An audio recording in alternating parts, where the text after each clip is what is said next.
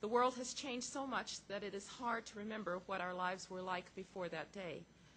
But I do want to describe some of the actions that were taken by the administration prior to September 11th. After President Bush was elected, we were briefed by the Clinton administration on many national security issues during the transition. The President-elect and I were briefed by George Tenet on terrorism and on the Al-Qaeda network. Members of Sandy Berger's NSC staff briefed me along with other members of the national security team on counterterrorism and Al-Qaeda.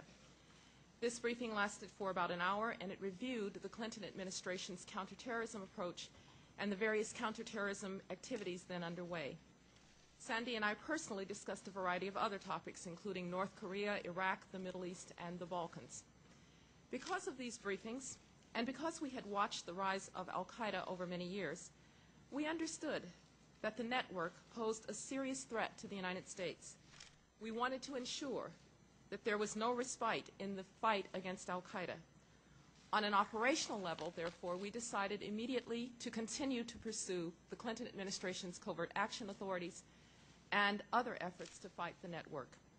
President Bush retained George Tenet as Director of Central Intelligence, and Louis Freeh remained the Director of the FBI.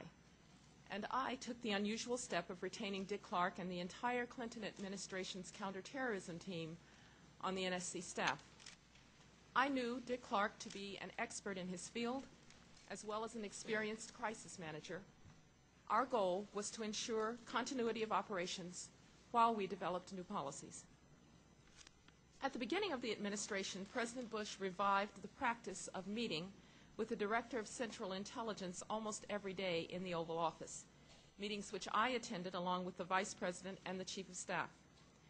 At these meetings, the President received up-to-date intelligence and asked questions of his most senior intelligence officials.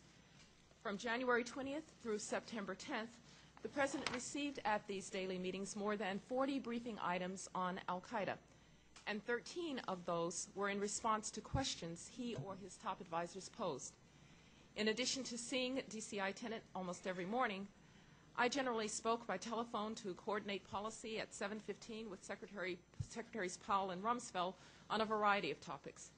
And I also met and spoke regularly with the DCI about Al-Qaeda and terrorism.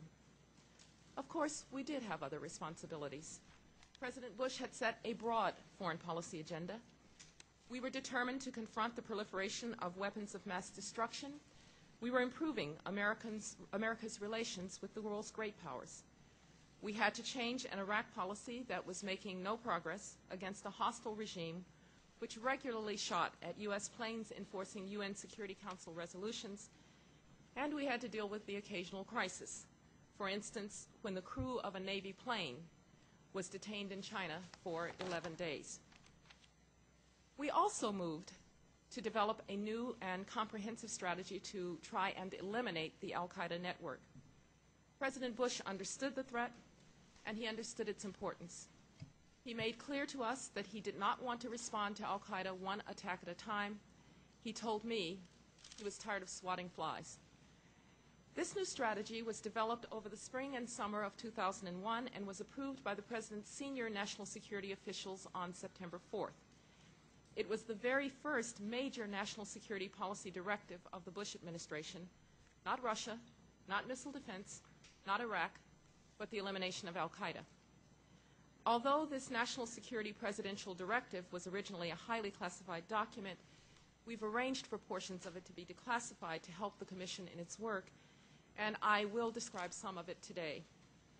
The strategy set as a goal the elimination of the Al-Qaeda network and threat, and ordered the leadership of relevant U.S. departments and agencies to make the elimination of Al-Qaeda a high priority and to use all aspects of our national power, intelligence, financial, diplomatic, and military, to meet that goal. And it gave cabinet secretaries and department heads specific responsibilities. For instance, it directed the Secretary of State to work with other countries to end all sanctuaries given to Al-Qaeda. It directed the Secretaries of the Treasury and State to work with foreign governments to seize or freeze assets and holdings of Al-Qaeda and its benefactors. It directed the Director of Central Intelligence to prepare an aggressive program of covert activities to disrupt Al-Qaeda and provide assistance to anti-Taliban groups operating in Afghanistan. It tasked the director of OMB with ensuring that sufficient funds were available in budgets over the next 5 years to meet the goals laid out in the strategy.